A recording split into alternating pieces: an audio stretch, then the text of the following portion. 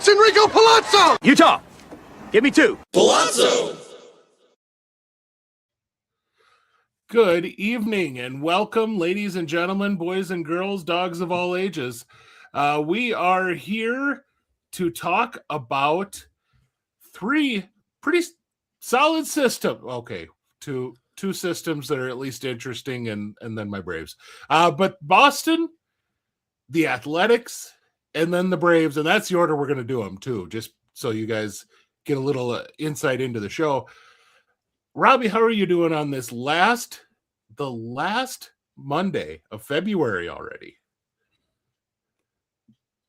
I'm good. I got to watch spring training highlights, game recaps of the Sunday shoot 'em out with the Jays and the Red Sox, an 11-10 nail biter. And Eloy Jimenez looking elite for the Blue Jays, which he needs to look all spring training so that they might call him up if all hell breaks loose at the MLB level. But other than that, life is, so sweet here. It's still winter up in Canada. And no, we don't want to talk about the gold medal Olympic Games for either the men's or the women's. But anyone who's interested in another dominant U.S. team when the Paralympics start, I believe it's called para hockey. It's sledge hockey to everybody else, which my son plays. And we're really looking forward to watching some of that para hockey. So that's another good one. And the U.S. is favored heavily to win gold there. So I'm looking for the Canadian upset naturally. Upset there.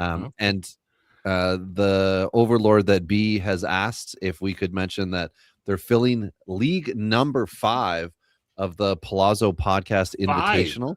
Holy 5. So I have mentioned it. And if you're like, well, I don't really want to play in that, but I'd love to be in a fun, inclusive community of fantasy baseball people.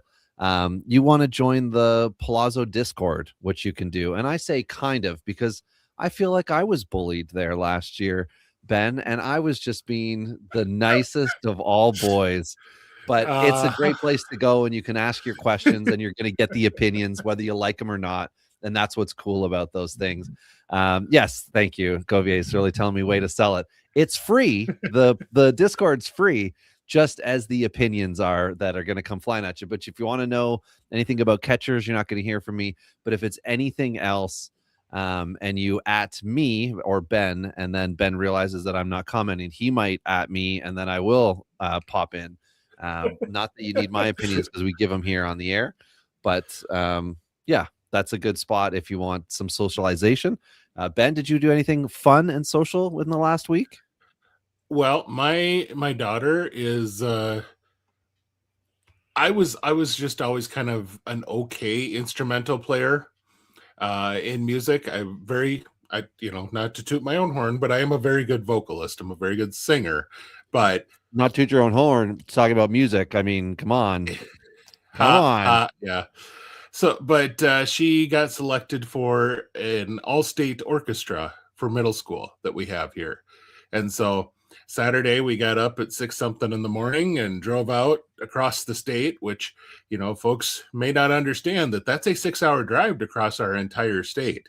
And that's with no traffic and going 80 miles an hour. So it's a large expanse of land that I don't think a lot of people understand how wide some of the Midwest is. And you think 6 hours is huge. It's okay. So if I put 300 miles on there, that's and I get, see, Robbie, you understand this better. The folks that I talk to who live in like city areas and city dwellers, 65 miles of difference is a 3-hour drive. And they're like, I cannot believe you drove 250, 300 miles to go see your daughter perform in one day. Yeah. And then we turned around and came back after the concert too. So there you go. It was a good time. We had some really good ice cream while we were out there. So that's always a fun treat. And then special flavors? Went to Cold Stone Creamery and don't know if you're familiar, but I'm familiar with it. Yeah. They make it on the slab, right? Yep. My girls had never been, and they really underestimated how thick the ice cream was. So they all ordered about a size bigger than they should have. They got about halfway through their ice cream and they're like, Daddy, I'm full. Well, as long as it didn't come up on the way home, I think it's still successful. Yep. So, but that was my weekend and kind of the biggest thing that went on anyway. So, and I'm just about finished with my first FYPD. We're on the 10th round of a 10 round. So, oh, cool. Okay. I started to dip my toes. I've got 2 or 3 more that start up here the first week of March. So how many guys are drafting in that? That one I had a 10 round. But sorry, how many different people? Like, is it 15 of you that are doing the draft? 24 team. Oh, wow. This is one that former Pallazzo Power Hour co-host Phil Govier actually started this league. It's got cool. Some of the heavy hitters. It's got like Matt Eddy in it. It's got some big fantasy names that are part of this. Trevor Huth is in it. It's a pretty fun league to be part of, but it's like you are scraping right now. I asked the question I asked earlier, if someone isn't signed and they're still available, what's our rules on that? I don't remember because we're kind of scraping the bottom of, okay, this prospect is an international prospect who hasn't officially been signed, but he also hasn't not been signed. Sure. And so what's the rule on that? And then, more accurately, this guy who possibly could factor into saves later on in the year is still unsigned. And I'm curious if I sign him, can I keep him? That's the level we're at in round 10 here. So it's I think a 70-man roster overall, and 30 of them have to be prospects. Okay, well that's cool. So yeah, you're going nice and deep with the prospects there. Yeah, it's a fun as we will tonight. As absolutely, because we're into such heavy organizations that have such depth, and then the Braves. So we're gonna start off tonight talking about the Boston. Well, actually, we're gonna just talk about some news because Robbie, your boy Brent Honeywell Jr. signed with hold on. Okay, now I can hear it. Who? With the San Francisco Giants. I'll take it. Big Park. Okay, good. Good. That's a bullpen that should have some back end availability, you would think. I mean, he's not going to close there, but they should have some space, some innings. And then I want to know what he did last year or why he didn't sign. I don't know. It doesn't. I was just looking up the article.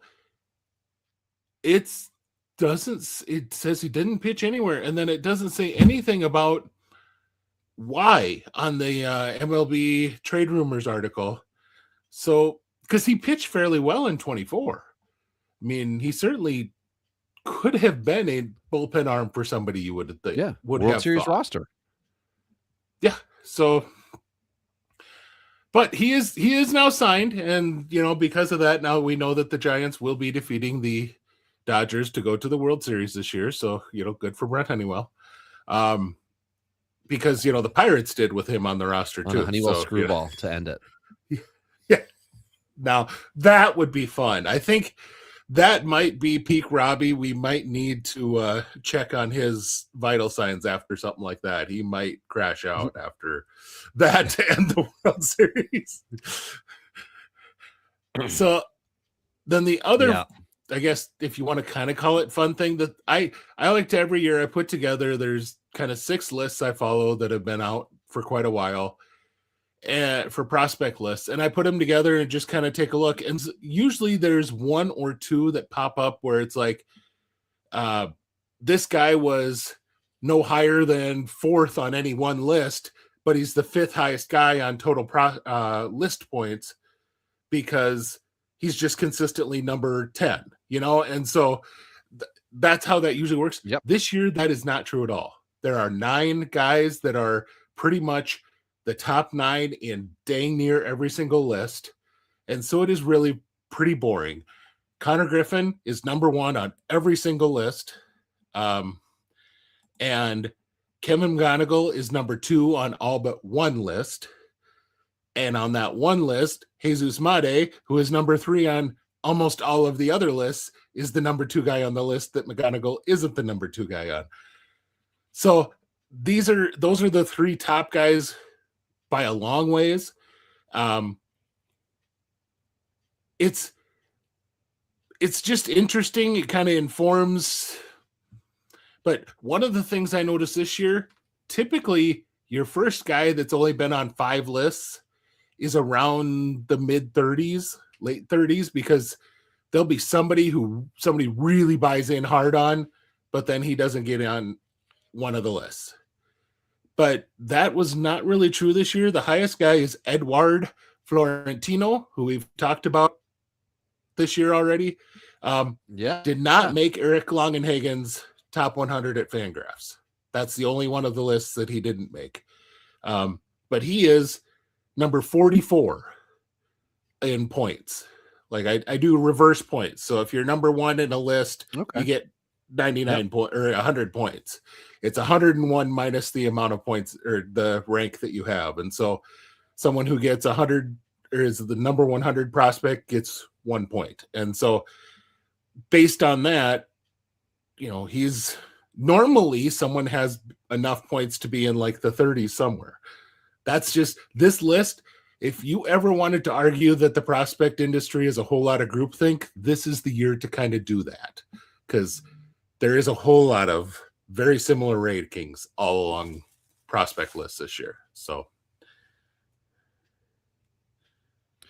yeah, that's awesome. I know in Florentino, the 3 drafts, including one that was in August, that I did in like big dynasty leagues I'm in, he went no later than 50th, I think it was, in any of those. And there 2 of them are 30 team leagues, the other's 24. So they're both second round in ours, scooped up everywhere.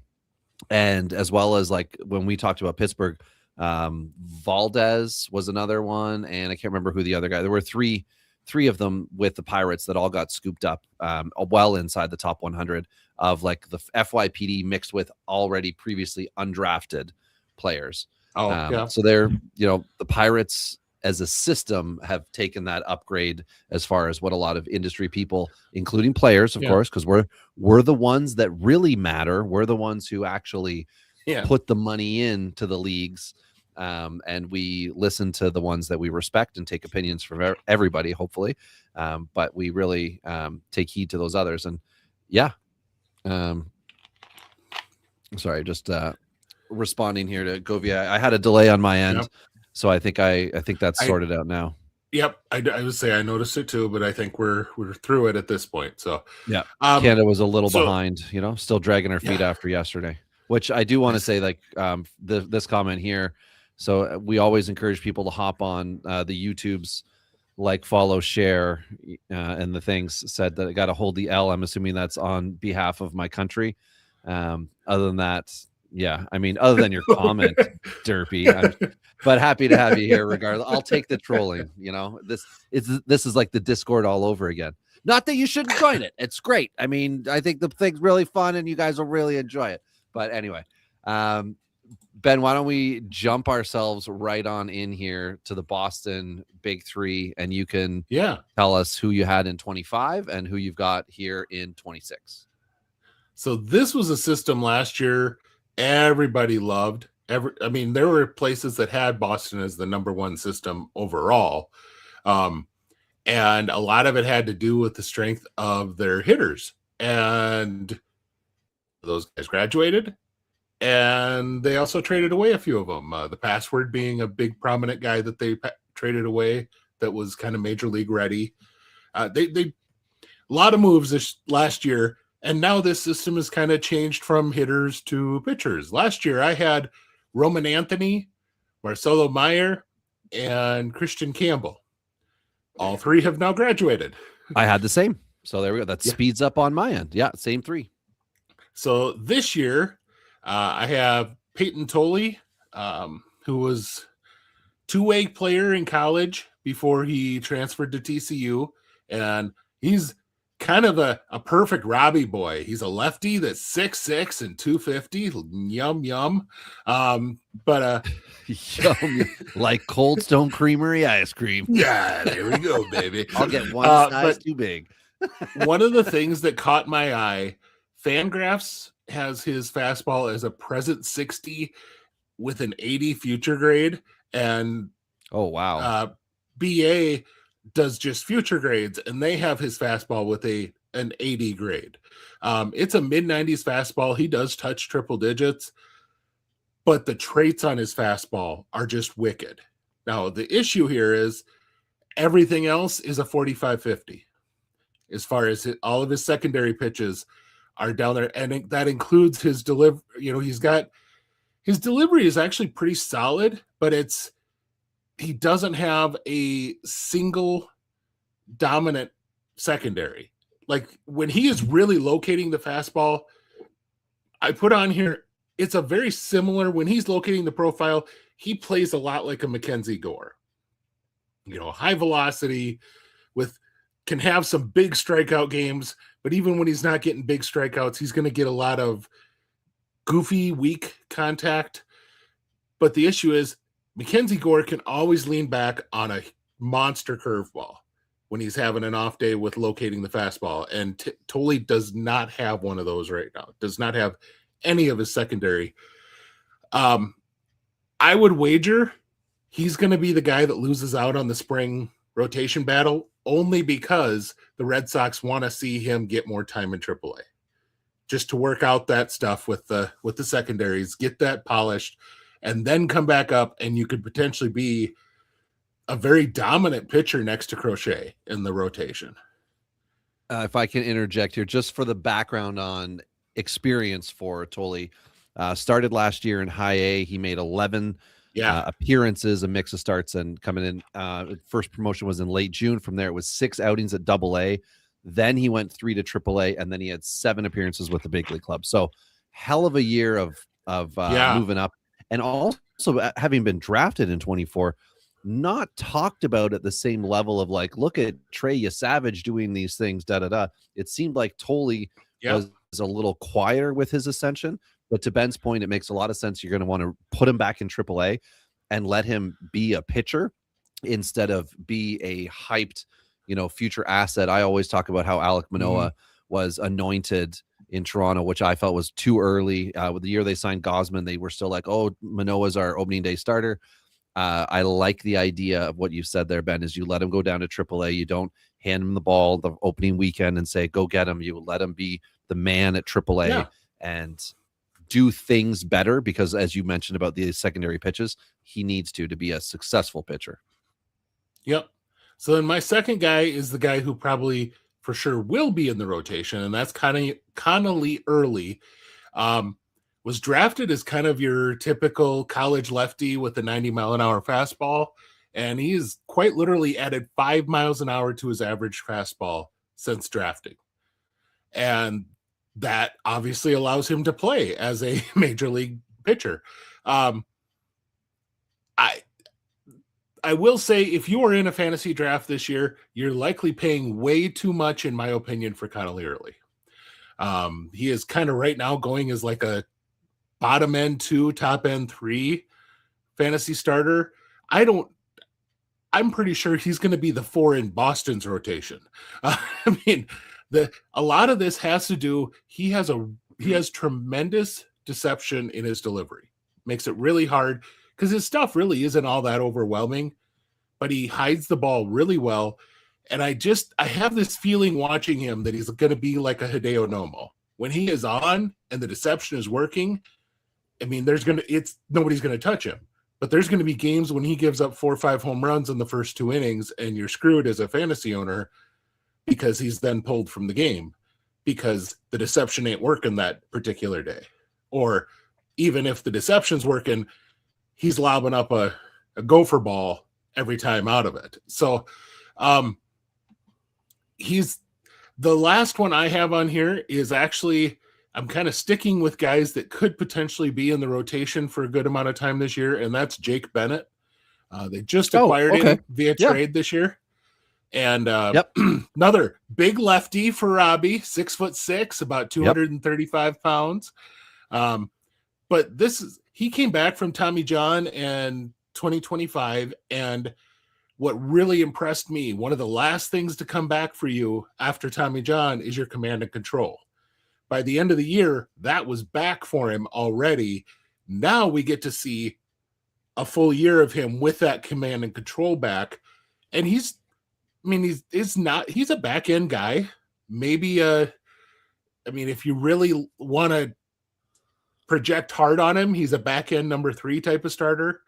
But from the left side, if he can pitch consistent innings at the back end of your rotation, that you'll take that all day long. And I think that's where the Red Sox were looking, that maybe they can get a little more trait stuff out of his fastball. They can get a little more extension, a little more this, a little more that, and turn that kind of average back end type of stuff maybe to more of a solid, for sure, mid rotation type of a guy.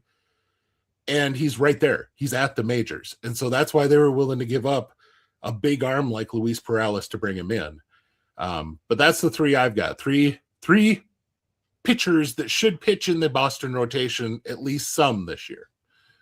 Yeah. And as I had mentioned, I had Mayor Campbell Anthony from my 25 big 3. As Ben had said, they're all graduated. Now for myself, we only have one player difference. It is a pitcher. So Connolly Early, my comment on him is I was right, because he was on my next 3 last year. And the notes for him were excellent late round dynasty pick in drafts, 23 starts in 24, 138 Ks. And I think I had 103 innings with the 1.18 whip. That was the note I had for him last year. He obviously, that is you get one of those right every year and you're going to be dominating in your dynasty league within 5 years. So it's not going to happen. But it looks like he had throughout the year 6 different pitches, which he shared amongst his arsenal.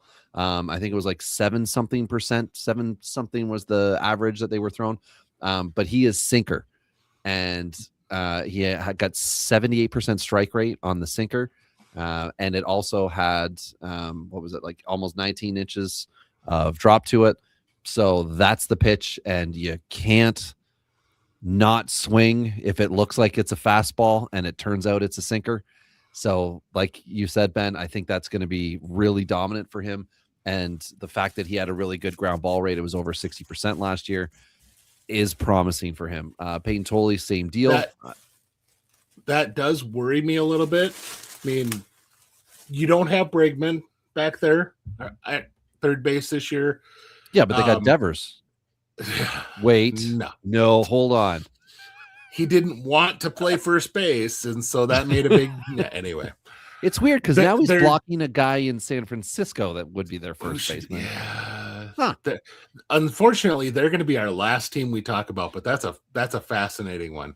I've already traded Eldridge in one dynasty league because I don't know what the hell they're going to do. In their infield, to me, feels a lot like the Padres defense, where Story is kind of your Machado. He's going to be a consistent, solid, strong performer whenever he's on the field. Yep. But the other guys are a whole lot of guys who should be playing second base and they're playing third, or they're playing some of them should be playing first and they're playing second. That sort of stuff. And it's a whole lot of below average guys. And so how does that affect a guy who's heavy ground ball? That's my biggest worry there is, last year they had pretty solid defense behind him with Bregman and Story on the left side. That's a really solid left side of the infield. But now this year, is it going to be the same? And that's my biggest worry with Early, as far as, if a few grounders get through, does he try to, does he get to the point where he's trying too hard? And if you spin a sinker too hard, it just sits. Or he's nibbling. He's trying to use other pitches because I get you. Okay. So that's something to think about. Tolley was my second guy as mentioned. And then the other one I have is last year's first round pick, who did not debut post-draft, Kyson Witherspoon, 21-year-old right-handed pitcher out of Oklahoma. He dominated in his final college season, and we can understand like whether you want to like give a ton of weight to that, a little weight. I think there's more weight deserved now because we've seen over the last few years some MLB teams willing to push, including the Red Sox last year. So yeah, I don't think that means he's automatically up in 26 or anything, but what it means is that if he's doing well, it's possible that they'll move him 2 levels or more this year, which would put him on the cusp of debut in 27, regular rotation in 28. All the things looked good, and upper 90s fastball, hard slider, cutter, good velocity. What's the other thing I've got here? An above average. Where did I put it here? Frontline starter projection, above average curve, and a serviceable changeup. So got a lot of pitches for him, and of course that's before he gets into professional development. That's at the amateur level with obviously professionals developing him, but now he's in with MLB teams. Yeah, and that's so. I was just pulling this up. Roster Resource does not have any of those guys making the rotation for the Red Sox. Does it still have Sandoval as an option? Because he's not going to be ready. No, they have him as injured. Yeah, okay. They have Crochet, Suarez, Gray, Brian Bello, and then Johan Oviedo. Oh, okay. Which I think the reason Oviedo has an option. So I don't know. I don't know. I mean, it's spring training and sure. Well, Bello got eaten up by the Jays, so maybe they're like, well, maybe he'll be that first spring training. But you see some of those crappy plays. Everyone's highlighting Bo Bichette's failures at third base in doing ground balls and things like that. But I was watching some former Gold Glovers drop routine, not pop flies, but routine drives out. So it's going to happen. Matt Shaw just forgets what, standing on third base is supposed to be. Sure. Yeah. I mean, absent-minded. Just thinking about getting out to play golf. That's what I always used to hear about the Blue Jay guys was that they talked about how they would get their couple innings in and then they'd be on the golf course before the game was even over. For that's different the Braves players. 90s rotation. They always talked about how their tee time, the game started at 1, tee time was 2. They knew they weren't getting that much work. Well, yeah, 20. I think Bello had 25 pitches. So anyway, so that'll end off our big 3. We can now transition into our next, and mine will be quick. So I'll go with mine to give Ben a little more room here. Keeping in mind, Ben, the faster we get through Boston and the A's, the more time we have for the Braves. So last year, my next 3 were Franklin Arias out of Venezuela, Miguel Bleis, and Connolly Early. So one guy really popped and the other 2 are baseball players. So Arias is still on next year's, still on my current one, widely viewed as their best prospect on the hitting side of the ball. 350 in the DSL at 17, 309 and 9 home runs with 35 stolen bases and complex and A-ball at 18 before getting kind of a big bump up into AA, which of course there's going to be some regression. They love the defense, high floor type defender, and not sure exactly how we're going to see the bat go on the other end of it, because there is more than likely limited power, which for fantasy means you got to find something else he can really get to you, which is either top of the lineup, a lot of steals, tons of OBP, because he's going to need to make up for the fact that he himself is not getting RBIs. I have on here, watching a little bit of him, I think he took advantage of being an A-ball, and he's a pretty heady player. He's a smart player. And so a lot of those stolen bases are, I have a pitcher who isn't holding me on, or I have a pitcher who threw over 3 times, whatever. But I really think this is a guy I put on here. A good comparison is Jose Iglesias, a guy who's going to hit for average and give you pretty much nothing else. Yeah. But the defense is going to have him playing 500 at bats a year or more. So there's 500 at bats of 300, but that's all you're going to get. And, or 290 or 280, a solid average for 500 at bats, but that's all you're probably going to get for fantasy. Real life, big time prospect for sure. You know? Yeah, absolutely. Absolutely. Actual baseball, you want Arias in your development system on his way up.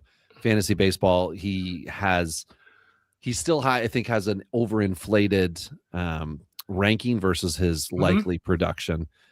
So which just means that people are banking on more development that isn't seen by others. So next guy up I've got is outfielder, but I guess potentially first baseman, Justin Gonzalez, who was a 24 J15 pick. And he did the complex A to high A thing last year. He's 6'4", he's 220.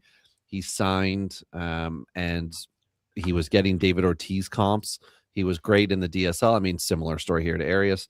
And then came up. So not ideal to have a guy who has great raw power and strikes out a lot.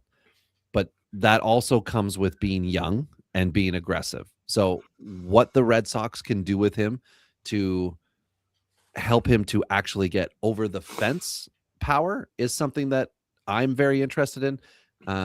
He does not have a lot of pro home runs, but he is seen as a power hitter.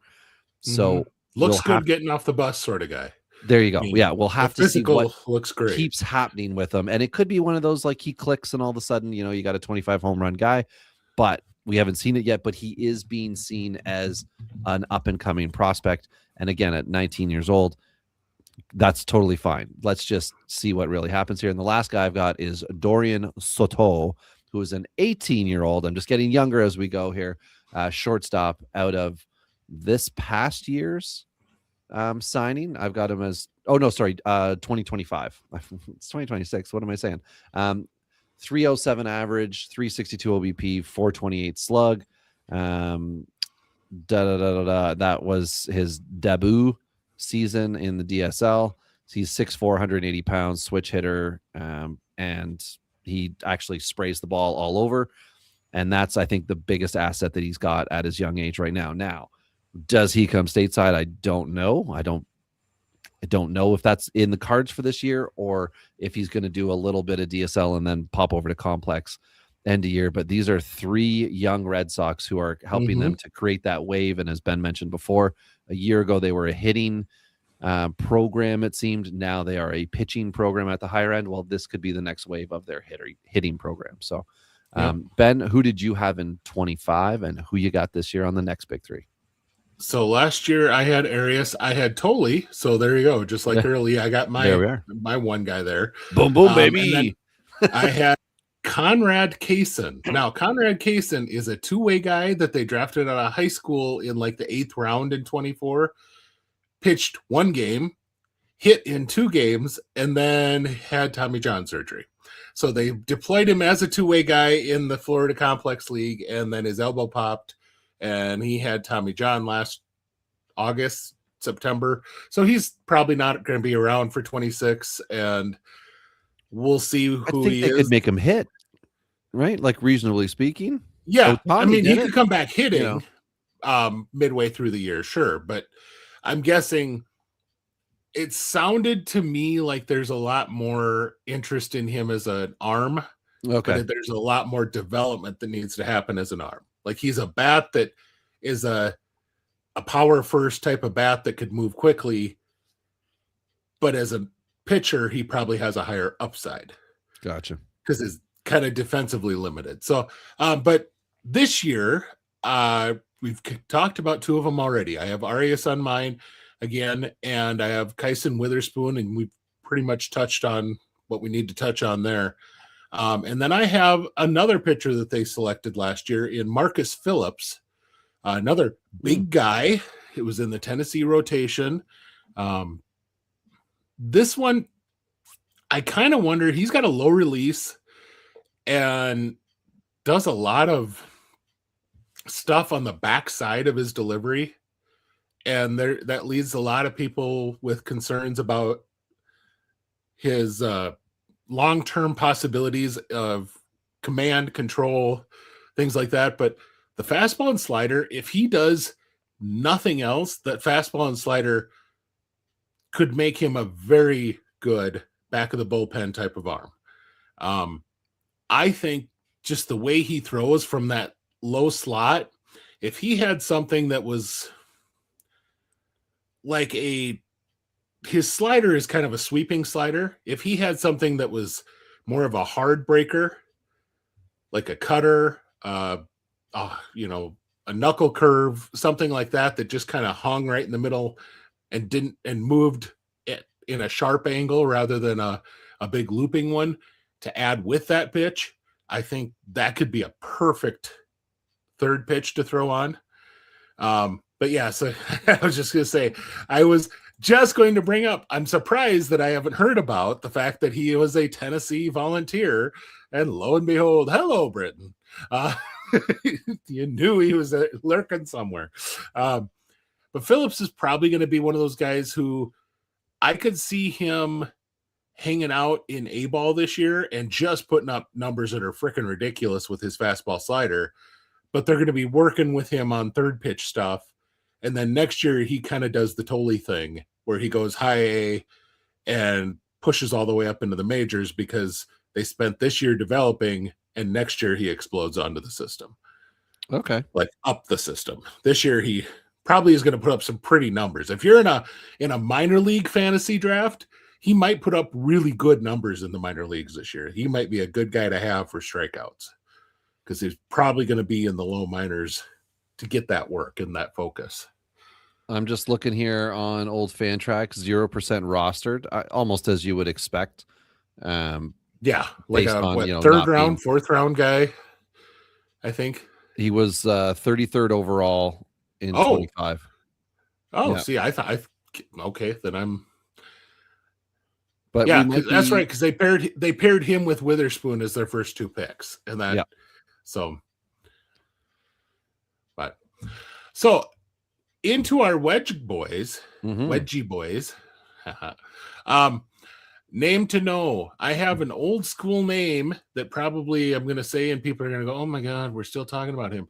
Mikey Romero, third baseman. He was their first round pick in 22 out of high school, and he was kind of came out with that same. I think that's the same draft that. Pirates second baseman Nick Gonzalez. No, that was the big. Tamar Johnson. Oh, so yes, that is the draft. Yes, had a similar profile where he was a bat, like a contact first guy. This guy is going to hit 300 falling out of bed. We just have to see if he develops power. Well, unfortunately for Romero, he had a crap ton of back injuries. Meant that he was no longer going to stick in the middle infield. But he still has arm enough to hit third and gets what he gets to. He handles well. He doesn't have the best range at third, so he might end up moving down to first eventually. But he's changed his offensive profile after all of those back issues, and now he's kind of a power first sort of guy who walks a lot and strikes out. He's kind of a 3 true outcomes sort of guy, and if he can make it in that he's still, what's crazy is I think he's still 21, if I remember right here. He is still young, very young for how much people are past him already in prospect circles. So that's why I just brought him up to mention, because he got up to AAA for a debut for a bit last year, struck out a ton once he got there, but he also showed plenty of power too. And so if he can calm down those strikeouts a little bit, and like I said, or even just be a true 3 true outcome sort of guy, play a solid defense at third, that's a valuable guy. And lo and behold, third base is probably the biggest question mark for the major league team. So my draftees, I decided to go, this is really fun for me, a 19th rounder, Fabian Bonilla. And no relation. I did look that up.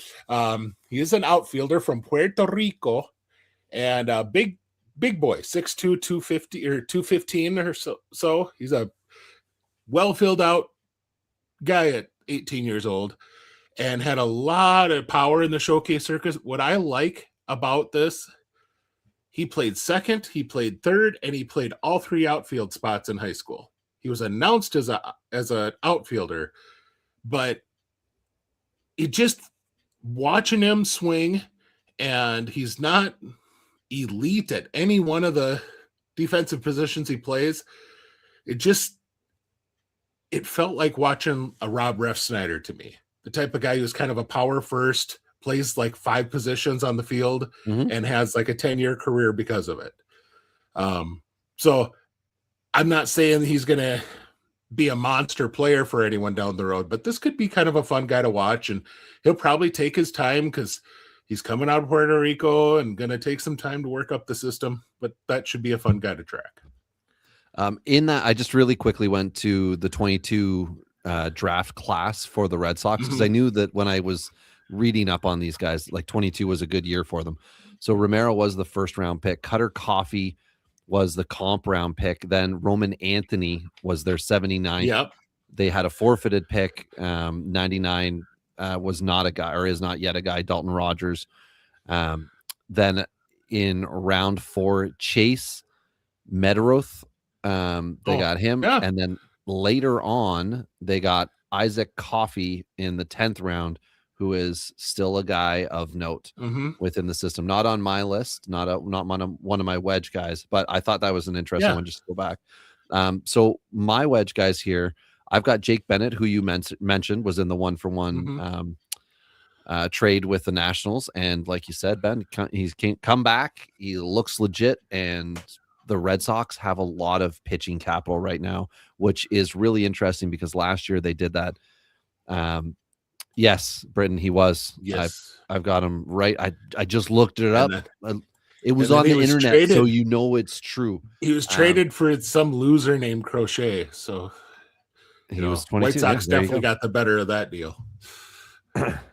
Red Sox are pretty good at trading. All right. Do you want to get into the Devers thing? Anyway, or bets, Or Chris Connor Sale, Wong, maybe. or if they trade for an arm, they tend to do fairly well. If they're bringing in the big arm, yeah, they've the other tended end to of do it. okay.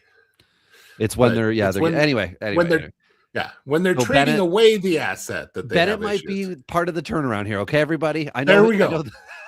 I know we want to focus on the others, but Bennett might be the guy. The other Wedge player that I've got is 23-year-old right-handed pitcher Yordany Mongro. Oh, yep. Recovering from Tommy John that he had last June and likely won't log meaningful innings until he was fun last year to watch. Until 27. But prior to the injury, he was surging almost a 30% K to walk rate with 13 plus K per 9 in 33 and a third innings at Double-A, 6'4", 180. So like thin but tall. Durability, he needs the durability to pass that durability test. There you go. That's what I'm trying to say. I'm trying to read my own notes instead of, I don't want to read them verbatim, but I need to write point form, but I keep writing sentences. It's just, I'm making it harder for myself.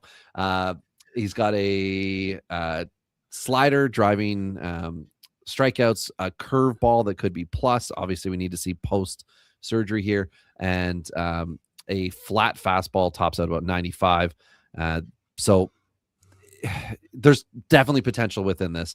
And then if you get some improved command, which would have happened normal or could have happened naturally, but we'll see, he will end up being a 25-year-old prospect that might not be highly thought of, that perhaps in 10 months from now, you could go about trying to acquire when everyone else has 2 more years of draft names and prospects that have come through, and he might be somebody worthy. And as well, what are the Red Sox going to do with him when he's 25 years old? They got to push him a little bit.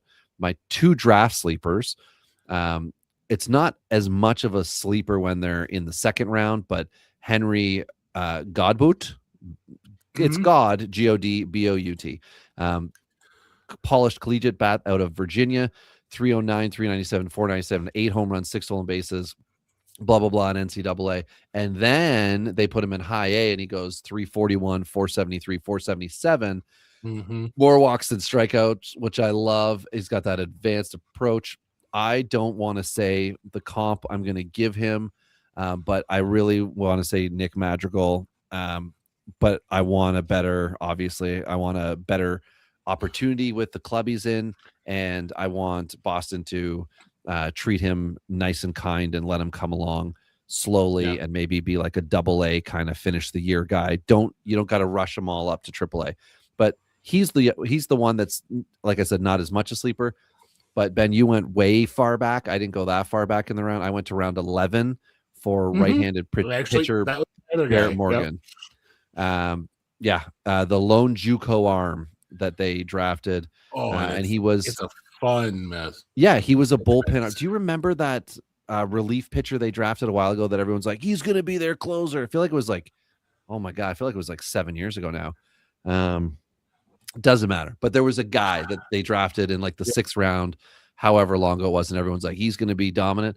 I'm fearful that that's what's going to happen here. But at Cowley Community College, he had a decimal 4.2 ERA, decimal 7.5 whip, 40 Ks in 21 and a third innings. 6'5", 240. Oh man. And I guess this is gained weight, that he was weighed less in like the draft combine or whatever. Anyway, it's like he can sit the fastball at 96. It can touch higher. He's got a sweeper that was a slider, that has been a cutter. So he's got stuff and things, and he seems really interesting. 500K for an 11th round guy. Pitch mix. Do they just see if he can possibly be an starting pitcher? And if that doesn't work out, then maybe they fast track him. I don't know. The investment, relatively speaking, is minimal for us to find out. And at 20 years old, I'm pretty interested. Do they still have Noah Song?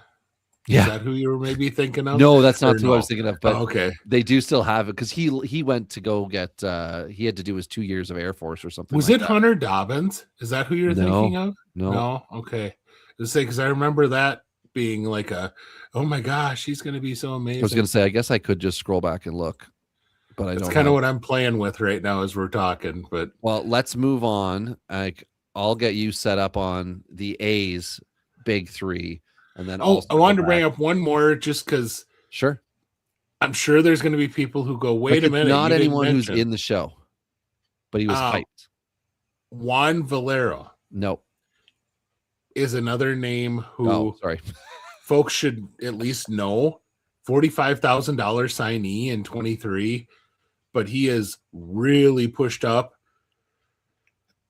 I just think that there's a lot. He's a guy who's got a big fastball and has done okay in short season leagues so far.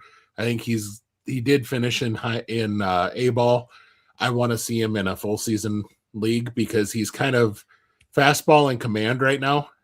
And when you're command lower levels, nobody can seem to hit your pitches, because they're not used to command. But anyway, did you figure it out? Durbin Feltman, 2018. Oh, yep. Yeah, same year as Tristan Casas, Nick Decker, and then it was Durbin Feltman round 3. I thought it was later, but yeah. There it is. Now I can sleep tonight. And you know who was picked in round 7? Jarren Duran of that very draft. Isn't it fun how cookies crumble? Anyway, you know what's crumbling is the A's old stadium, but let's talk about their development system, which is not crumbling. Good for them. Despite all the bad things going on, the A's not only showed us that they can draft, or major league system. I mean, they can draft and promote, but they can maybe one of the most fun teams. I think a lot of players from this get drafted in fantasy, right, Ben? This is fantasy, or sorry, this is a fantasy friendly lineup for sure. There's a lot of tools that you want in fantasy, but in 2025, skills in the pitchers. Yes, but folks are scared of Sacramento. That's really what it is. The pitchers have tools, and folks are scared that park is going to be an issue. So in 2025, they had a bunch of killers that were on the cusp. Who were your big 3 from 25? And let's hear about 26. So last year, I had 3 guys who I believe all 3 have graduated for sure. Nick Kurtz, Jacob Wilson. I know they both graduated. Yep. And then Colby Thomas, I believe, has now officially graduated. Okay. But regardless, he was on my list last year. Got a lot of major league time.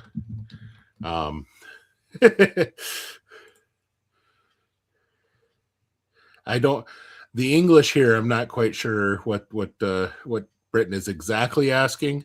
But he talks about, exceeded rookie limits during 2025 season is what it says on Baseball Reference. So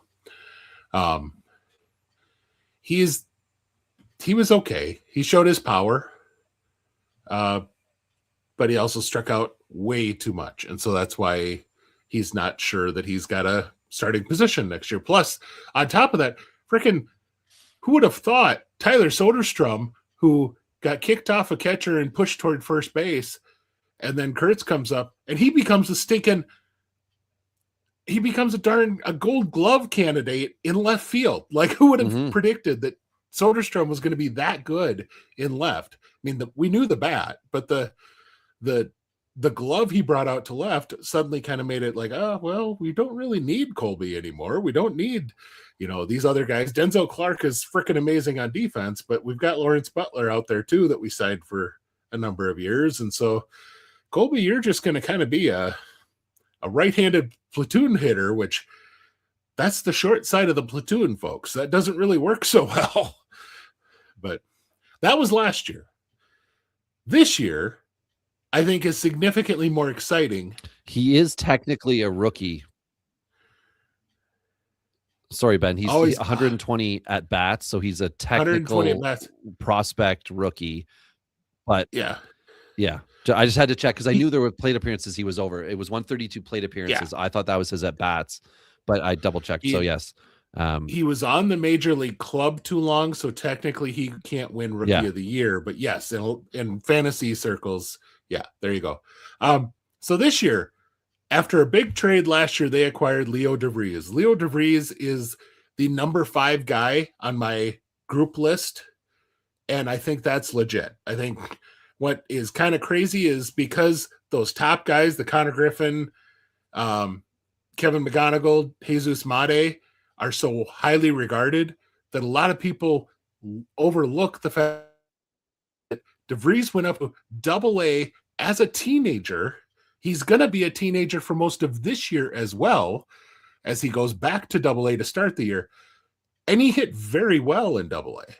It wasn't like he went up to Double-A and he was just there. He hit for like a 130 WRC plus in Double-A. That's stinking impressive. And I don't know, I hear a lot of, I don't like the comp because he's a switch hitter and he looks like he's going to stick it short. A lot of folks are comparing him to like a Francisco Lindor. I don't think that, if you're expecting that in fantasy, I think you're going to be disappointed. Speed wise, I think he's probably going to give you more like Ketel Marte type of stats. So very solid power, very solid average, but probably more like 10 stolen bases. But that's still a monster hitter. I mean, Marte has been one of the best hitters in fantasy for a number of years. So yeah, you've got, I think you're going to run into a situation where the A's have a number of very solid shortstops. Jacob Wilson, absolutely worthwhile to stick it short. They got some other guys coming up that are very solid defenders at short, very solid players all around at short. DeVries is kind of the body and has such a bat that the A's might want to, move him down the defensive spectrum a little bit just to give him more of a break on defense and maybe move him to third. And, he's got a big enough arm to where he could be very, very good at third. So maybe that's what they do, kind of like a Manny Machado situation defensively, that he's able to handle short, but they play him at third and he's really stinking good there. Big fan of DeVries. My second guy is Jamie Arnold, who was their first round pick last year. I think a lot of folks forget that Jamie Arnold, coming into the season, was easily the top rated college pitcher in the draft and started slow, but finished out with the same numbers as he had the year before. He was really stinking good in the second half of the season. This is a guy who's low arm slot. People compare him to Chris Sale because of that, because he throws from that arm angle. He has a lot more meat on his bone than Chris Sale does, so that's a whole different discussion. But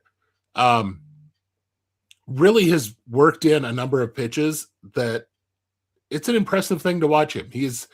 I think we're probably talking about number 3, a really good 3, low end 2 guy, but there's upside for more than that. And that's an impressive thing to watch. I could see him especially if he ticks up with more velocity. This is your ace. If he adds just a hair more velocity, but really fun starter that should be okay. And then Gage Jump had a huge season last year, and he jumped a number of levels. This is not a Robbie lefty. He is 6 foot. He is 190 to 200 pounds. He is a small lefty, but because of that, he gets very different actions on his fastball coming from a shorter angle. It seems like the ball is coming uphill at hitters. So it really plays well in the upper part of the zone. I am a big fan of his breaking pitches, but the changeup is something that he's still working on. From what I understand, he is on his 3rd changeup that he is working on. He tried a kick change last year, tried a circle change last year, and now they're working with him on a split change. And so I think it's just a matter of that he needs to find the one that fits him the best. His numbers are going to probably lead a lot of folks to go, oh my gosh, this is, a future, top end fantasy starter. Probably not. Probably more of a mid rotation guy, but should give you a good amount of innings and strike out enough guys to where it's worthwhile, to keep him, on your roster. It's just, man, having 2 lefties like that should both be here probably by the end of 2027 in the rotation. That's a really fun thing for the A's. Yeah, assets. And for Jump, he's an interesting one, and we shall see what the future holds and as the levels pop up here. So for myself, last year I had Jacob Wilson and Nick Kurtz, as one does, but I decided to go with a second Bash brother in Tommy White. Yes. And that was my comment, is he's the second Bash brother for him last year. This year, I've got DeVries as mentioned. I've got Arnold as mentioned. No notes on those, Ben. You did it. You did them both a solid service. The guy, and this is more of a fight for this guy because I wanted to do something a little different because, as you mentioned about Gage Jump, he didn't reach my you must be this tall to be in a top to be on the ride. Yeah, to be a big 3. So he didn't hit it. So I went with Henry Bolt, who was a 22 second rounder, local product, which, I mean, local in what sense for the team with no home, but anyway. He got up to got up to AAA in 25, 9 home runs, 44 stolen bags. Obviously he Ks a lot. Well, maybe you're being introduced to all these things if you're listening to us. So 42% whiff rate. That's on sliders. I've got the change ups at 36% and 31 on cutters. So, well, you know what? Anything that's not a fastball, it's over 30%. So he is going to need to be in positions where he's getting thrown fastballs in order to be successful, or he figures out, what do they call that? Taking a pitch. Yeah, he figures out how to take a pitch. But he's got fantasy potential that I think is worthy of big 3 because, as you mentioned, Ben, the A's have a lot of stability within their organization, a lot of players that are going to be around for a lot of time, or could be, which means they got to fight for their playing time. And they do have a bunch of guys who are good at playing positions and might need a little punch up offensively. And then they have some other guys like Bolt who could earn a spot as a bench player and then work their way in based on performance. And the ability to steal bases should get you up if you also have some power. Now, having a lot of strikeout concerns, doesn't help you out, especially later in the game. But a lot of relief pitchers, as we know, are 2-pitch guys, and the fastball has to set up the others while Bolt has to jump on a fastball. So that's where I'm kind of banking on his potential career progression. Not that I don't like all the other names that I'm about to talk about and Tommy White, but there's a different development path for Tommy White than they had for Nick Kurtz. And we'll get into that maybe right now when we switch to the next three. We're one whole hour in on this one, Ben, which is just shrinking that Braves talk time, and that just makes me happy. So last year, my next three, I had Luis Morales, a right-handed pitcher. He debuted. Gauge jump, as Ben already talked about, and Shotaro Moril, who was their J2 signing guy, that top non-pro Asian, two-way player to boot, So he's repeating, and after the $1.5 million record bonus to him, let's see, what did we see this year? We just got scouting reports. That's what we got. Yep. So we're still in the wait and see game for him. But that would lead me to my next guy here, which was their 24J15 guy, or one of their 24J15 guys, Jose Ramos, a 19-year-old outfielder, showed big improvement, repeating the DSL, which I know is not always ideal, but there are a few guys when you dive deep into systems who do the thing where we talk about they get to a level, they struggle, the next year they repeat, they dominate, they move up, and they repeat that for a cycle or two. I think he did very well. Added power, hit the ball more, important things for him. And the final guy in my next is Tommy White. So it's technically a demotion because I thought he was on the cusp of maybe moving with Kurtz, and now I see that there's a different path for him. But 12 home runs in his first year pro, 75 in his college career, 1,000 plus OPS, lots of future ahead for him. But what we need to see is exactly what he's going to be able to do without a bat to dictate where we can reasonably see Tommy White in his future. Because if he's a third baseman, is there room on the A's depending on what they do and shift and shuffle all the guys around? If it's not with the A's, is he still a third baseman and he just moves to a new organization? Does his bat push and force the A's hands to develop him along? What are we going to see from him there? But regardless, White, Ramos, and Moril are all very interesting prospects. And the first two guys I mentioned both need to have stat lines that we can kind of view in addition to scouting reports to be able to get a little bit more on those guys. But for Tommy White, I think it's a matter of continued development. So, Ben, who did you have last year? Who do you have this year? So, three guys that you've already talked about were my last year's. Maury, I had Tommy White, and I had Henry Bolt. So, three. I am going to repeat one of those. First one I'll mention here is Josh Kuroda Grauer, and third round pick in 24. I mean, this is basically Jacob Wilson. I mean, it really is. He's, empty average, but he did try the outfield in the AFL. He's played a little bit at second base. I could see this being a high average bench guy, utility type of guy. And those type of guys tend to play quite a bit. I mean, if you can hit for some average and you can play four positions, you're going to get 400 at bats a year. Now, I don't think you're going to really get much else with it. That's the whole issue. It's average and there's not going to be a whole lot of power. He's a smart runner, so he might get you some steals, but this is also a guy who's really close to the majors right now. So I could absolutely see him playing next year at some point for the Athletics. But I would almost guarantee it's in a bench role. So my second guy is Wei En Lin.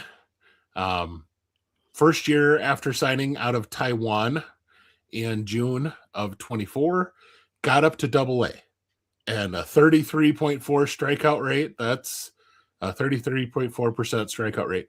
That's pretty freaking impressive. But it's mostly average-ish stuff with really freaking good control. And so he carved up low-level guys because he could actually spot a pitch, and they hadn't seen that. So how he handles upper minors is going to be interesting, but I really think with the control he has, absolutely you could project that he's going to be a good back-end starter. He finds another tick on velocity or does some work with the drive line or somewhere to find some shape on his breaking pitches or things like that. And all of a sudden you've got a guy who could maybe work as a 4-3 sort of guy, right in that area. And then last but not least is Tommy White. And one of the things, you mentioned the power hasn't really shown up in the pros as much. What's interesting is he's kind of changed from a power first with good hit tool to a hit tool first with raw power sort of guy in the pros that hasn't really shown the power in game. He did play better in the field than anyone expected, which is why he hasn't made the move already over to first. But watching him at the AFL, if he's coming in on a ball, he actually does very, very well on that. If the ball's a couple steps one way or the other, every time it's going to be cleanly fielded. If he has got to go more than a few steps, he just doesn't have that kind of range. It's just, that's the issue. He just does not have the range at third. Absolutely has the arm. Could stick it all day long with the arm. So it'll be interesting to see how they move that forward. I put on here with kind of the way that his offensive skills has come along. Maybe he's more of like a Jeff Cirillo type of hitter. So maybe he needs to get to Colorado. That might just unlock things for him. Oh, okay. Well, yeah. I mean, put it in that clean of language. Yeah, I mean, yeah. So, but I do kind of wonder here if the way he's developed, if he might not be a trade candidate, just because he's not really where they're going to use that. That's kind of the issue for the A's is he's kind of developed into a guy that's redundant within their system and probably has more name value than what he probably has for them in organizational value. So, yeah. Depth guys are good. Yeah. Depth is always a good problem to have, So, name to know, we've mentioned Morey quite a bit. One of the things that's interesting to me is this is a shortstop that's trying to make it as a two-way player. This isn't a DH. This is which is what most of the guys who are trying to make it as a two-way player, that's what they do. Mm-hmm. This is a guy who's playing, or if they're playing in the field, it's first base. This is someone who's trying to play a legit defensive position and high at pretty much the top of the defensive spectrum and also pitch. We haven't seen much of it. That's pretty much all we've got to do. That's my draft D that I want to talk about is we talked about Indiana outfielders with the Mariners, and this is the best of the Indiana outfielders. It's Devin Taylor was their second round pick this year. Set the Indiana home run record with 54. He passed Kyle Schwarber to do that, to set the Indiana career home run record. So, not just a nobody, but a very pretty much he has a strong hit tool, lots of raw power, and then pretty much everything else is a 40. That's the problem with his grading scale is this guy has got a hit to have any value. I'm not sure if he's athletic enough that he should be able to stand in the outfield and take up space. I put down here, it reminds me of a Jermaine Dye. I don't know if you remember Jermaine Dye, how rough the defense was for Jermaine Dye at times. He was kind of a statue in right field, and then he'd go up and he'd hit a bomb, and you're like, oh, well, then I can I can let you go for not being able to cut off that guy going first to third. Is just one of those things that he was athletic enough to stand in the outfield and not look horrific, but he certainly was a liability. And that's probably what Taylor would be. But the offensive skills are right along that line too, where it could be a very good hit plus power tool, and stick that in the middle of your lineup and you got a pretty solid player. But again, they have a lot of those kind of guys right now. Right. Yeah. And that's the issue. To their credit.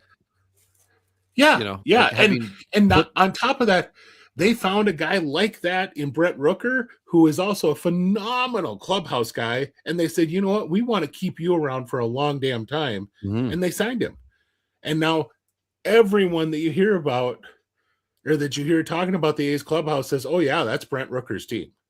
That Rooker has had a huge impact on guys like Kurtz when he came up, just kind of letting him be, letting him get used to the league and, helping him with, hey, just you strike out, who cares? Go up there the next time, or and working with him on what to study to truly be a big leaguer rather than, the things everyone tells you should be able to do as a big leaguer. He's one of those guys that I love. What Rooker online on Twitter or X or Truth Social or wherever your social media preferred platform is.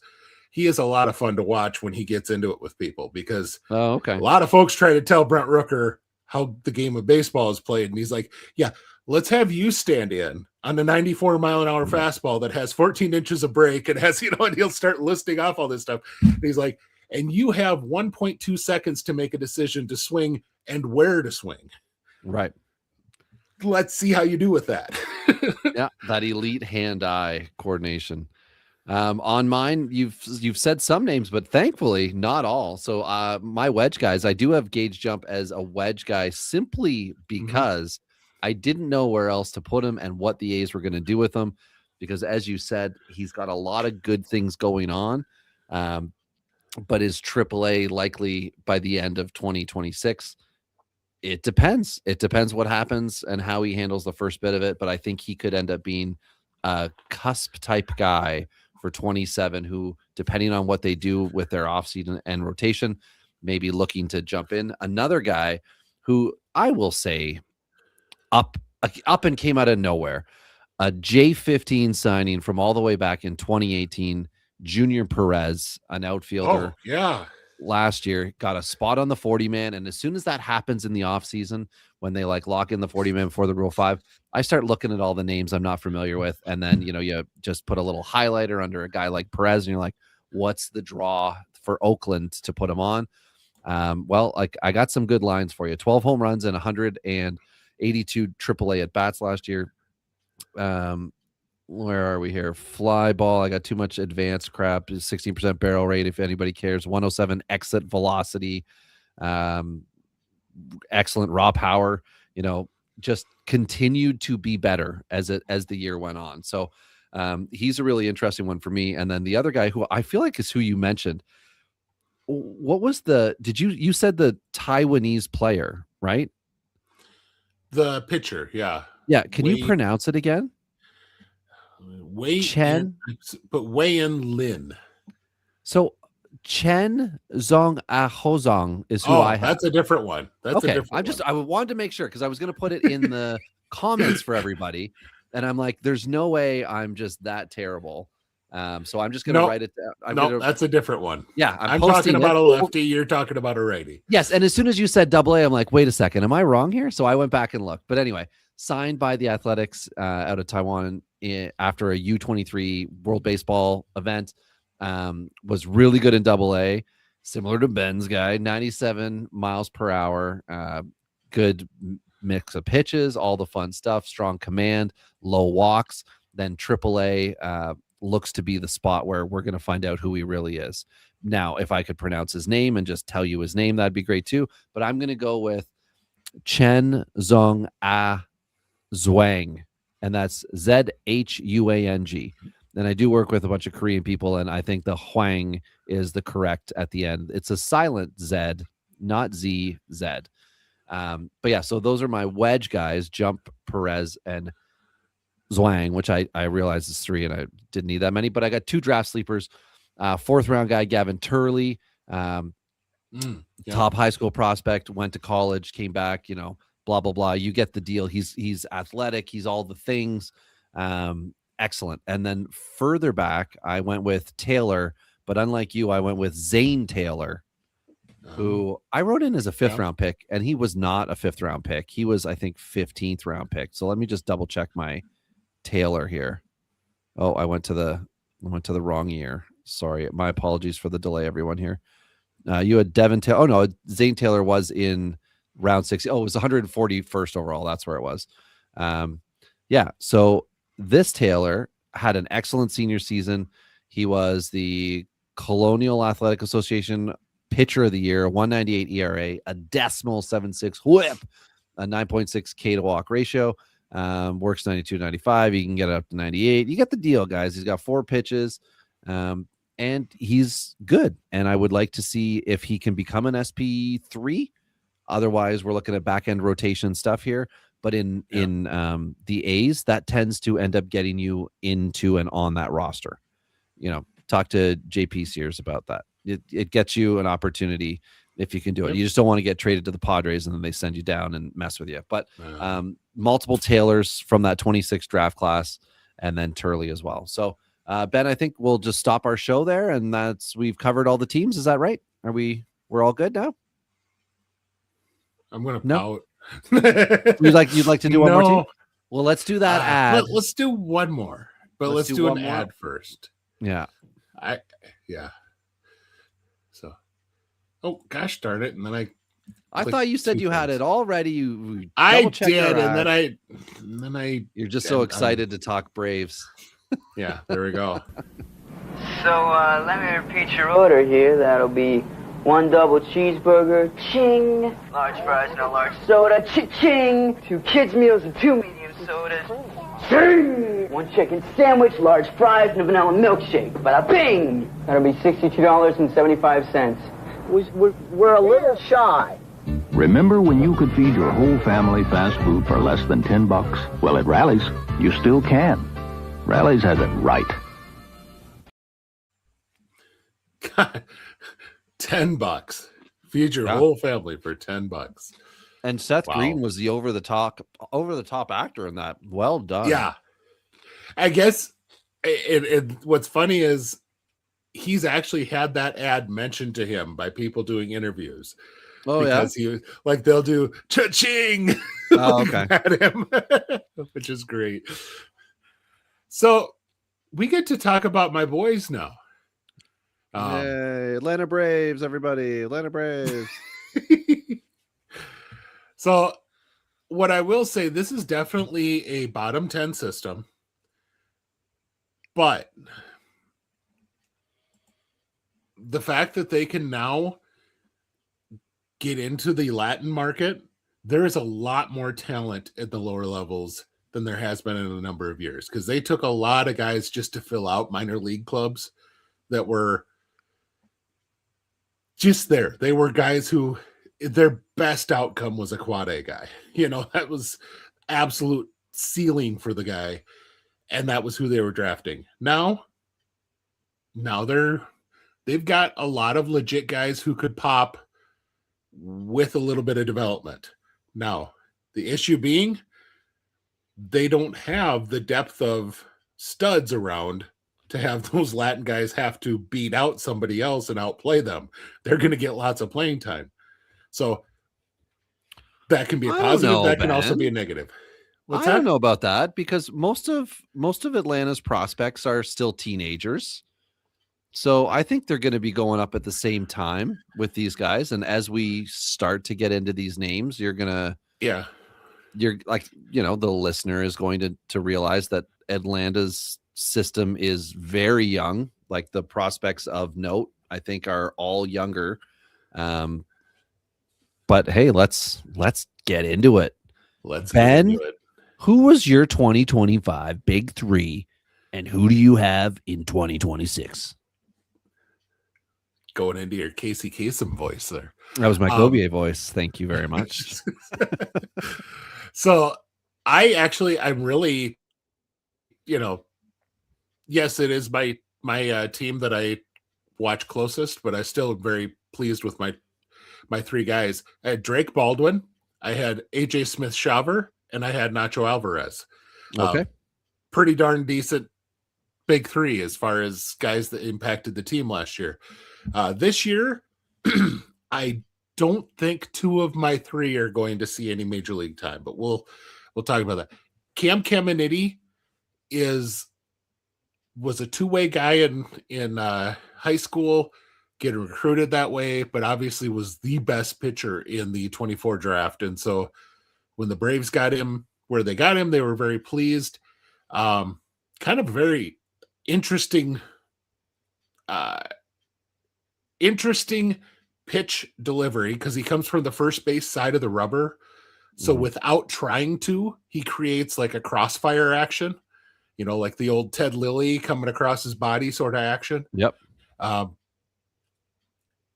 He's starting to see some fastball tick up, as he's filling into his body more, getting more of a mid-90s guy rather than a touching 95. He's sitting more 92, 93 to 95 and touching 97. Everything just seemed to tick up this last year, and he's also worked on a knuckle curve at the very end of last year. Kind of the Braves have what they call the mixing, is it the mixing bowl curve or mixing bowl slider? It's what Luke Jackson threw, that it just kind of sits and you think it looks like the rotation says it should dip at some point, and it just stays. It just stays where it's at, and you swing under it, you swing over it because it just doesn't do what you think it's supposed to do. He has surprisingly good command for a guy who was a high school draftee that could allow him to move quickly, but I'd bet he opens in high A, spends spends about a third of the season there, a third of the season in Double A, and they'll see where he's at after that. That might mean he spends some time in Triple A. He might just finish out the season in Double A.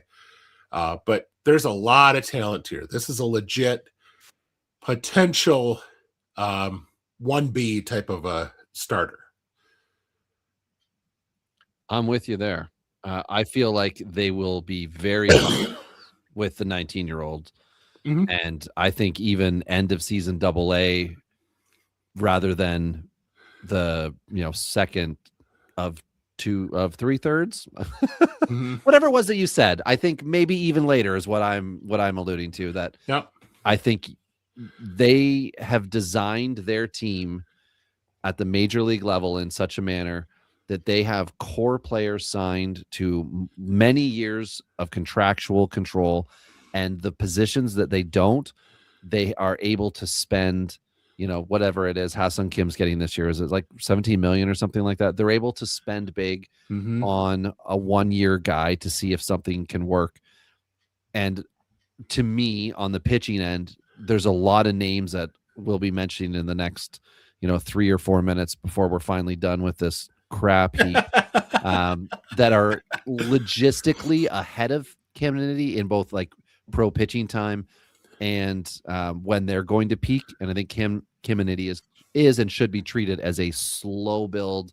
Like, you want him to come up and not be demoted and not get put into bad situations. And Atlanta doesn't need to do that unless they are highly competitive in 2027.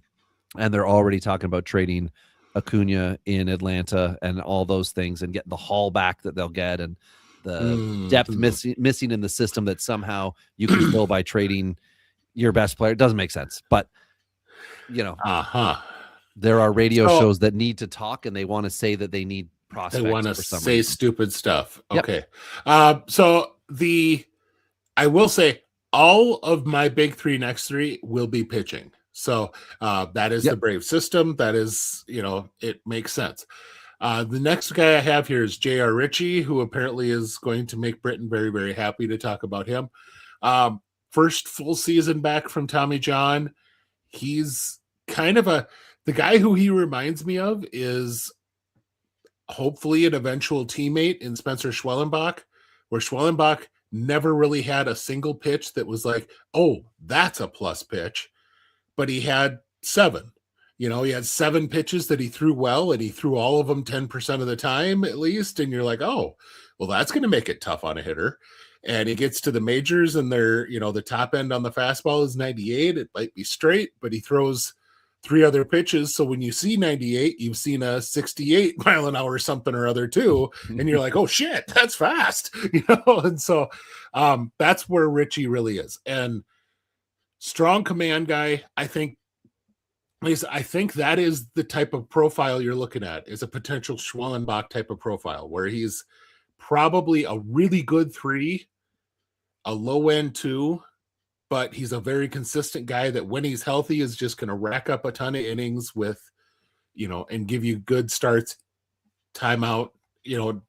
He's going to have 3 or 4 pitches that are working every single start out of his repertoire. And that's something that not every pitcher can say. Most pitchers come in and they're like, well, I hope I have 2 of my 4 working. Right. And instead he's like, well, I got 3 or 4 of my 7 that are working today. So that's where the difference is there. Last one I have on here is Owen Murphy. He was on his way to having that big breakout year, and then his elbow popped. Missed most of 20, or missed all of 24, came back. When he came back on the mound in 25, holy hell, it looked good. If you look at the numbers he put up in 25, yes, he was at low levels, but even at low levels, he was surprisingly in control. He was throwing all similar velocity and everything. His big issue has always been differentiating his pitches, because unfortunately he has a curve and a slider that have a lot of the same movements. He throws 2 changeups. They both kind of look the same until the very last second, but there's not enough movement differential to where you're getting that swing and miss like you would like by having 2 different changeups. But once he starts spotting that fastball the way he wants, he can really allow all of that other stuff to play up. And I think he could be a guy that, excuse me, if he's on his best as far as his command and control, he's going to be pushing for some major league looks as well this year. So that Gwinnett AAA rotation, yeah, it's going to start out with probably Carlos Carrasco and Martin Perez, but those guys might be kicked out pretty quick if the Braves see that these guys like Murphy and Richie are ready. And they're able to, let's get them some time in AAA to get them ready for the majors. They're ready to be in AAA. Let's get them right on the doorstep. So that's my big 3. How about you, Robbie? All right. Last year, I had Murphy. You and I both had Drake Baldwin, and I had Hurston Waldrop. And that was me hoping that he was going to come back around to that big old hype that he had the year before. And we're not wrong. Yeah, he's by the end of the year. Yeah, he's a major league asset and part of the future of the Braves. So that's good. I'm repeating Murphy. I had on my notes, which since you said, I had on my notes that Velo was down after he came back last year. Results were great. Big year coming up. Is he their next big guy? And that was to lead into my next one. But you mentioned that the velo was the same. So I just went into generic Google and typed it, and it said that it didn't seem to decrease. So I'm not sure how I had that note as my lead note, which was more my concern that he was back and almost was like back and fatigued was kind of what I was thinking, rather than back and not throwing hard. So I'm glad to see that my note was wrong. Now I'm questioning everything and every choice in life, but that's a different issue for a different day. Murphy's repeating. Cam Nitty also is making the jump to the big 3. Excellent end to 25, last 7 starts, 1.32 ERA, lots to build on, which is a big thing for the confidence level. And to your point of what are they going to do with them? I'm hoping they don't throw him up too high, just personally, because they don't have that talent higher up in the system, but they do have guys who could kind of like have their turn and be gone, or have had their turn and then they understand that they had their turn, right? And they could get turned back down. So, and the other guy that I've got up is an arm of right-handed pitching stout, drafted in 2023 in the 6th round. Lucas Braun is who I have. Wait, where's Uncle Ted? Oh, is this that's his Uncle man? Ted? That's his boy. Oh, that's his boy. Okay. Well, there we go. Just last year, 149 2/3 innings pitched, which is excellent already. 3.67 ERA, super serviceable. Low walk rate, 6.5. Well, maybe not a low walk rate, fine walk rate, and then 24.3% K rate. He is a pitcher that has a big leg kick. He throws from the stretch. Off balance release resembles that of a reliever, is like multiple notes I've got from him. But the fact that he didn't actually walk a lot of guys is really interesting. And you've got a solid Braves D. Now we don't know who's playing shortstop really to start the year. And if they will make one of those, like Ha-Seong Kim's not going to be ready, we're going to make a late, spring training pickup. I don't think Mauricio Dubon is the guy you want for opening day, but who knows what will play out. Either way, Lucas Braun looks like he is a solid option for them at the upper end in 2026. So I will quickly clear the deck with my next 3 to get out of your way, Ben. Let me just timestamp it for the big guy. So my 25 next 3, I had Kim Kennedy, I had Didier Fuentes. Boom, I'll take that because he popped, we'll say. He popped. And then Ethan Bagwell, and we don't need to talk about that. Oh, right. No. yeah, that's right. Yeah, Dieter, he popped, but he's not gone away. You will find him under the Wedge category when we get there. Now, my next 3 for this year, I wanted to have a little more fun with it, knowing that you were going to discuss a lot of these guys. So I have Briggs McKenzie starting it off, who was the 4th round pick in 2025. Mm-hmm. I just drafted him today in the league. I was super pissed last week when he was, I think, in my 7th or 8th round queue, and he ended up going before I got to him. Fastball curve slider, needs to repeat that delivery to ensure the curve gets guys out, but a 95 mile per hour fastball for a high school drafted guy is a great starting point. Oh, did I mention he's tall and left-handed? Thank you. I'm a fan. I want multiple dynasty shares of him, and based on how the system looks, if he's able to get an inning count up, he should be able to advance within the system, because I think the results are going to be there. I also have Diego Torrens, because I knew that it was important to cast a light on some J15 guys.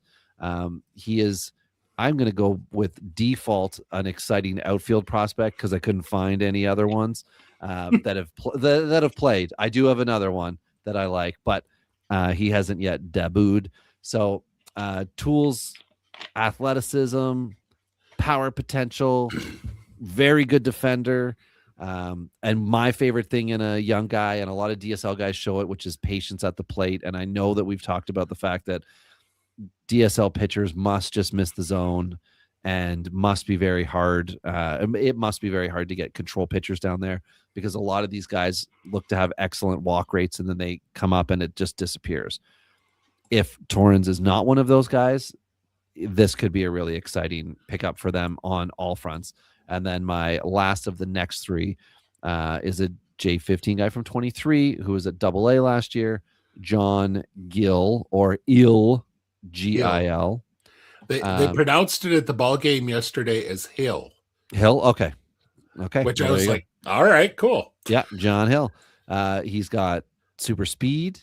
He's really disciplined at the plate. This is a similar profile of what I just said about Torrens. He finished really last year. Fun glove. Yeah, finished last year also very, very well after slow start to the year, and 54 steals was his total. So looking for, and sorry, did I not mention he's a shortstop? I don't think I said he was a shortstop. So that's something they don't have. That's also not something that's going to get plugged with him at any point in the next, I don't know, 2-3 years. Yeah. Depending on how they want to put, I mean, a 19-year-old with double A line. That's interesting, but I don't think you want a 21-year-old shortstop anchoring your soon to be free agent team that the Braves are like, because what's Acuna's got 2 years left? Is that right? Or Acuna's got a few. I think it's Ozzy is the first one that hits this year. Is he? Okay. Ozzy is a free agent after this year. And then well, it's not hard to replace the guy who's always hurt. I mean, they've been doing it throughout this contract. So, but anyway, Briggs McKenzie's the guy I think is really fun. Torrens is known within dynasty leagues, and people will either watch list him or they might have rostered him. And then John Gill, or Hill as it's pronounced, but it is Gil.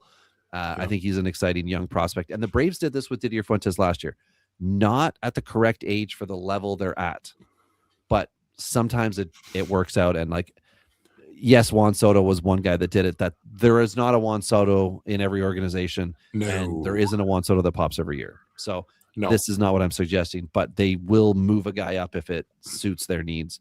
So McKenzie, Torrens, and Gill. Ben, the floor is yours. So last year I had Cam, I had Hurston Waldrop, and I had Drew Hackenberg. So this year, I've already said I'm going pitchers. We got to see one in the AFL who has been kind of my guy in the system this year. Luke Sinnard, 6'8", and if he were left-handed, Robbie would be all over him, but he's right-handed, so I mean, he's just like whatever. But 6'8", 250-pound guy who like beat out, oh gosh, I can't think of his name off the top of my head, but beat out a legit like 35 steal guy on a grounder to first base to get the out. Like, that impressed me to watch him actually move down and be able to cover first with that kind of athleticism.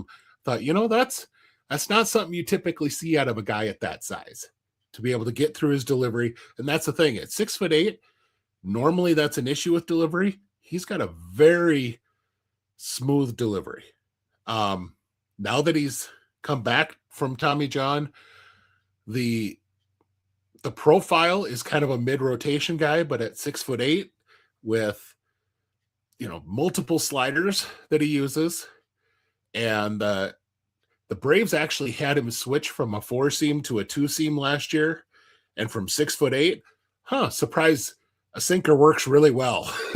Like, it just kind of adds in the depth of coming from the big high from up top, and all of a sudden you're just really making a guy have to put a hell of an arch under his swing in order to match your angle. I think I put down here, he could be a guy who puts up high inning, low K sorts of seasons as an inning a year guy.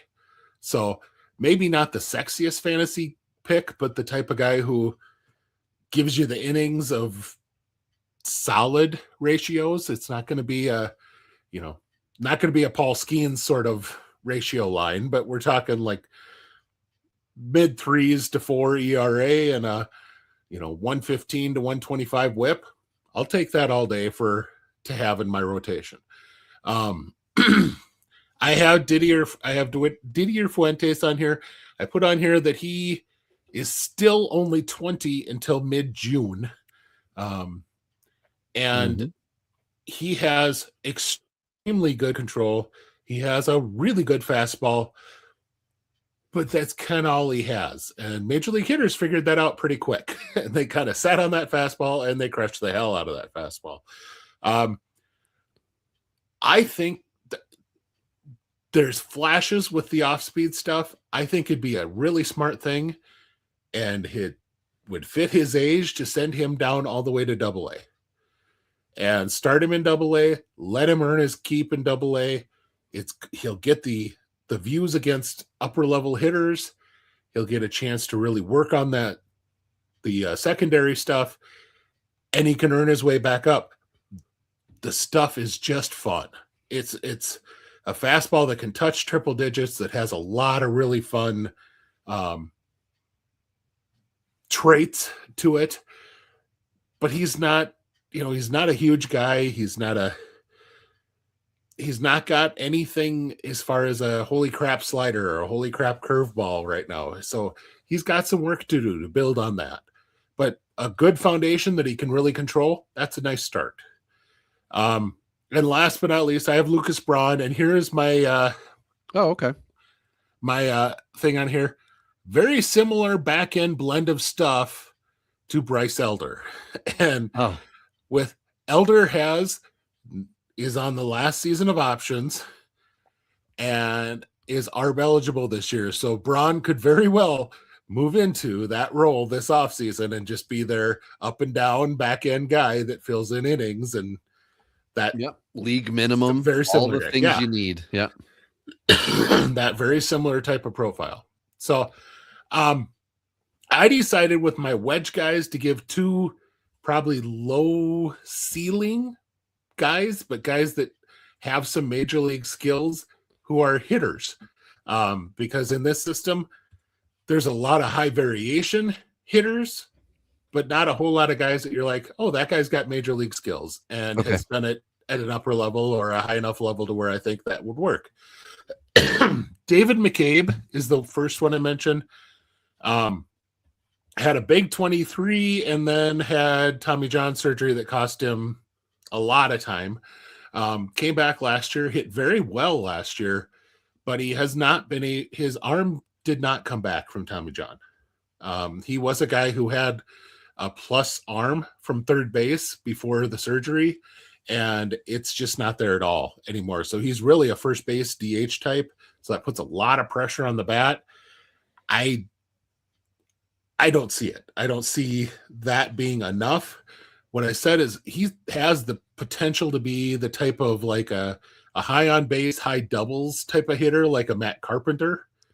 But those guys get a chance rarely and succeed with that chance even more rarely. So, but it's the type of guy he is going to do very well in AAA for a while until he gets his chance.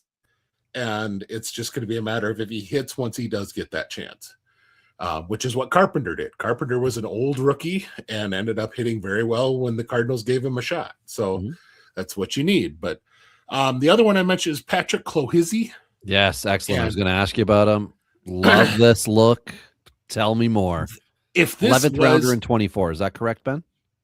Yeah, senior sign. Yeah. And or he was a senior guy, so that's where they drafted him. Did not have to spend a whole lot of money on him, but at the same time, if we were in 1988, this would be a perfect guy to be your fifth outfielder.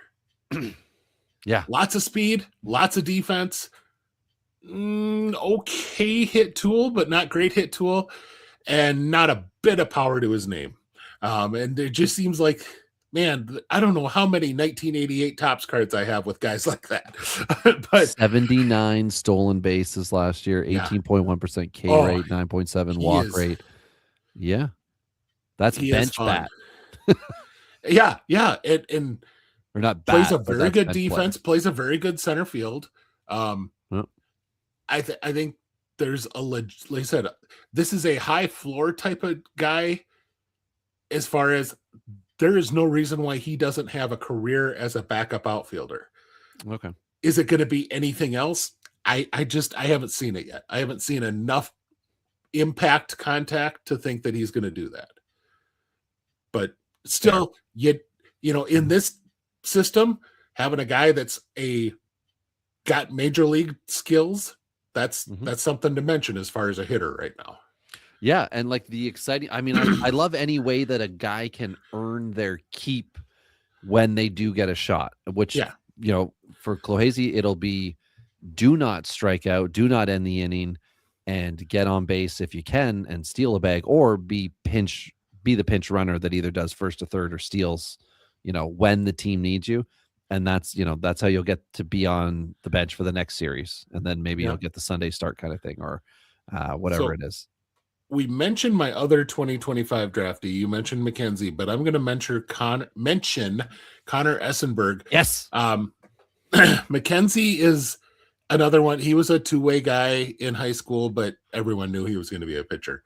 The Braves, though, have had a history of picking a lot of guys who are two-way guys that you aren't 100% sure which way is the best way to develop them. And sometimes they go against the grain. Austin Riley was much more highly thought of as a pitcher. Same with Michael Harris. A lot of people thought that Spencer Schwellenbach was going to be a significantly better shortstop than he was a pitcher. And so the Braves have kind of bucked some of that stuff, but they do tend to like to draft these guys. Essenberg was a two-way guy, and they decided to keep him on the position player side after they got him in the 5th round this year. And kind of already a mature hitter. But, I put on here that, he's obviously, because he's a right-handed hitter and left-handed thrower, he's going to be the next Ricky Henderson. Okay. I mean, it is a very rare combination, though, to have a right-handed thrower that hits left-handed. It doesn't happen all that often. But I have down here, he's got raw plus power and has a potential right field plus power plus arm type of profile. But the Braves can allow him to move slow and see how that combination works in the game. Yeah, he was my draft sleeper. Not discussed is one guy. So I had Wedge players. I thought Didier Fuentes, just because I didn't know what they were going to do, like you alluded to, putting him back to AA. Like, what do you do, right? Realistically, for the betterment of the player long term. I had J.R. Ritchie just because he came back and threw 140 innings last year. But yeah. I know Britton was excited, but I don't think he's going to K enough guys to be a big fantasy asset. Like, he'll be a good baseball pitcher, but he'll be if he's Sonny Gray, is that such a bad thing? Right. Yeah. Like, he'll be a good points league guy. He'll be like an upper echelon points league type guy. He'll be a more middle of the road at peak, obviously, not at from the get-go here.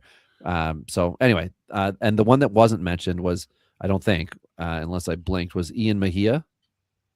No, I did not mention him. No. Okay. And I do have another one after that. So Ian Mejia is one of my Wedge guys, only 2 tastes of AAA, but he should be a next guy up at some point in 2026. He can throw strikes, but isn't a fantasy prospect outside of points league as well. 80% strike guy or 80% fastball guy or something like that. I think it's 2 fastballs, but he throws between those 2 fastballs. It's like 80% of his pitches are those 2 pitches. So that's he's got to work on something else. But he cut his K rate last year in favor of less walks. That was the change that he made on paper that I can see. And the other guy that I wanted to mention, and I drafted him in one of my 30-team leagues last week, was Herrick Hernandez, a lefty 22-year-old. And he's got fastball, slider, curve, and a change that's not good. But his results were decent last year. 103 innings pitched, and he had 127 Ks, 68 walks is not exactly where you want to be. 3.57 ERA. Do you have much on him? Just the thing that strikes me with him is he's kind of that, I like Braves tend to do fairly well with JUCO guys. They've had him. But he went to Miami. But he's 5'10" and lefty, and just it's a weird angle on the fastball and the slider. Because he comes from high 3/4, so it's dang near his ear when he throws it, but he's also only 5'10". But that means that ball comes from his ear and then doesn't really move. It just stays flat from there. And it's so hard for a hitter who's used to, the pitcher is up on a mound. Their ball is supposed to naturally have a downslope. And when you find a guy who's shorter, a lot of times their ball looks like it's almost more straight. And that it is not. It's physically impossible to have it be a straight pitch. That would defy the laws of physics. Yeah. But that's what he does. I love the fastball and slider. I just wonder if that's all he is. Because it's a fastball that can get up to 97. It's a slider that's just wicked. But I haven't seen anything that looks like it's going to be good enough to stick other than that. One guy that I didn't have on here, but then watched some spring training stuff this weekend and thought I should mention, the guy that they drafted last year in the second round, third round. But Alex Lodice, was picked out of Florida State in the second round for them. And holy hell, can he play defense? He made some plays the first two games when he's been in there that just like you watch it, you're like, shit, like, the ranging behind second base, catching the ball on a dive, doing the perfect somersault, hopping up and throwing to first. And you're like, Jesus, that's a guy who hasn't played he just got drafted last year. How the hell? And so I was impressed there. I don't know that there's enough bat to be anything. But it could be a fun guy that finds enough bat to stick in the majors for a while. So that's the other one. You mentioned Hill. That's the other one that I probably want to mention. Tate Suthasine is their first round pick. A lot of talent. I think this is going to be a really slow burn to have it work. Yeah, I agree with that. Yep. But I did. I just didn't even bother with him because I thought I know there's, there's more flash for fantasy with McKenzie. And even Essenberg, who I had as well as my other guy I really wanted to know. You mentioned about Hackenberg before. So, yeah, I feel like it's young, right? Like this is a young system where if you want to take 2 to 3 years, a flyer in the bullpen on a guy, the Braves have a few that are going to push for some bullpen time at the back end of the bullpen to start the year. Roldy Munoz, Hayden Harris, and Giancarlos Lara. Those are three names to know. They're all kind of big stuff type of guys, but they don't exactly hit the zone as much as you would like. If they could take a step forward with that, they could work in really well. I mean, the Braves did bring in a lot of bullpen, so they would have to show out in order to get that spot. But it's interesting. Yeah. Braves catchers, there's just not. There's just not. They're Braves good. Catchers. They got to sign Baldwin to a 10-year deal, and then they can forget about it. That's what they want to do, right? Well, they already have Murphy signed, so sign That's true. Baldwin as well, and then that's true. Lock it in. Definitely have the position locked in. And one person that wasn't mentioned by either of us because of the results and the fact that it's a J2 signing from last year was Rowdy Reyes. Who was a monster of a guy. He's 17 now, but he's a big righty that was a DSL guy. And the issue was going to be command. Brief time in the DSL, it was command. What did he do last year? He had, let's see here. He had, how many innings was it? 27 innings pitched, 131 walks. No, he had 29 walks. So, young guy's got to work on who he is, but he does have a big fastball and he does have a big slider, which of course is telling you right there that he's a big bullpen guy in the future. But everybody fell in love with, or everybody likes to fall in love with a big guy who can be of note early on in their career. So Reyes is a dynasty guy who was picked in all my big leagues last year, and is anyone who picked him is now going, okay, let's see what he can do this year. Bring him stateside. Get him 20 innings somewhere else or 30 innings somewhere else with 2/3 those those walks. Sorry. Yeah. And we'll see. But the Braves are set up to be good in 2 years. The guy that I'm surprised you didn't mention is a Canadian, was a 20th round pick in 24. Yeah. And it's just because the way I think I did last year. Okay. Casually the Braves radio announcers, when they say his name, say it as if he is the South Park character. It is always Eric Cartman. Eric Cartman. They never take a break there to go, Eric, Hartman. Hart, It's Eric H-A-R-T. Hartman. Yeah, Yes. out of Calgary, It's Eric baby. Hartman, but they always say it together, so it's Eric Hartman. And I'm going, hey, you guys! You know, it's like. And he is a outfielder. I'm trying to find him right here. Because he had a decent pro debut season. He's a guy who's getting a little bit of run right away in spring, late game, just because that's what you do with, you know, your 19-year-old, 20-year-old guys in spring training is let the old guys come in and play 6 innings and then throw out guys out there to just, then let them go golf and let the little kids play with. That's why today the Braves beat the Orioles in spring training with 8 runs in like the 7th inning. And I'm like, I started looking, I'm like, oh, who hit for him? Well, the Braves played 0 guys who I believe will be starting on opening day for them this year in the lineup. So then they pulled those guys, and that's who got the 8 runs, is the guys who they put in after the bench guys. So Jorge Mateo led off that game. I don't know if Jorge Mateo was going to necessarily make the roster.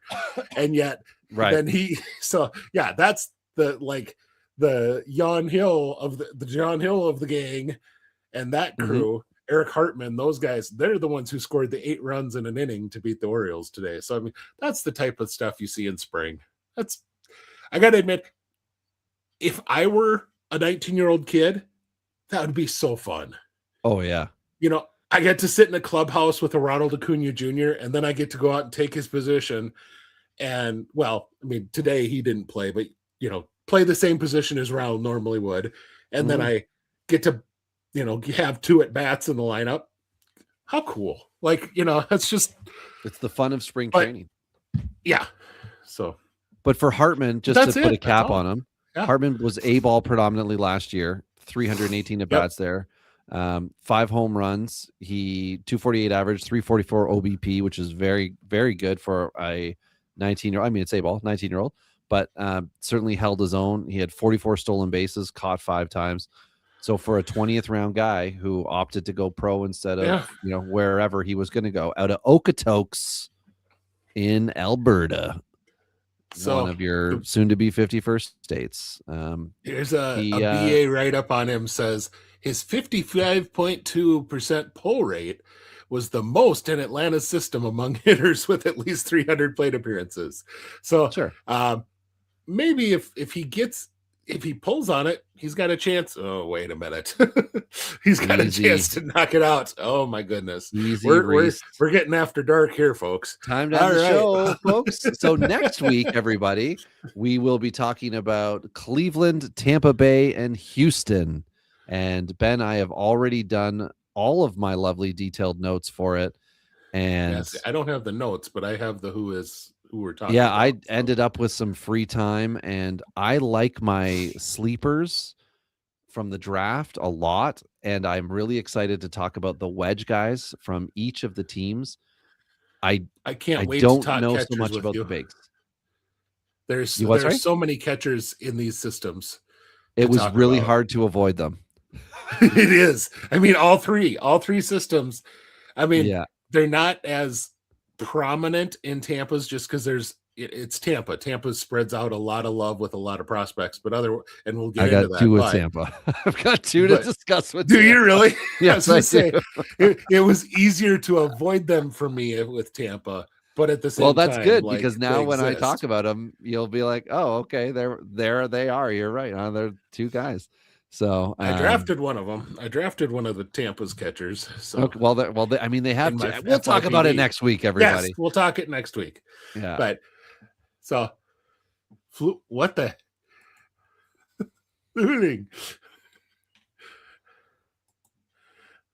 So that's it. That's all. Robbie, anything for the people? No, I mean, join that Discord. Like I said, it's a bully-free zone some of the time. And some of the time. I think everyone will enjoy it. And it would be great to see more people there. And don't forget, if you have found us some way, somehow, hit us up on YouTube and subscribe. We are marching towards 2,000. And Joe, I'm going to have to look up Flelling. I don't know why I can't pronounce names. I'm not even drinking. Ridiculous. It's a flugelhorn. I will look this up since I don't see the name on my list. And next week we are going to talk about flueling. And those I just pulled him up. There we go. Okay, perfect. So next week, come back for Catcher Talk with Houston, Tampa Bay, and Cleveland.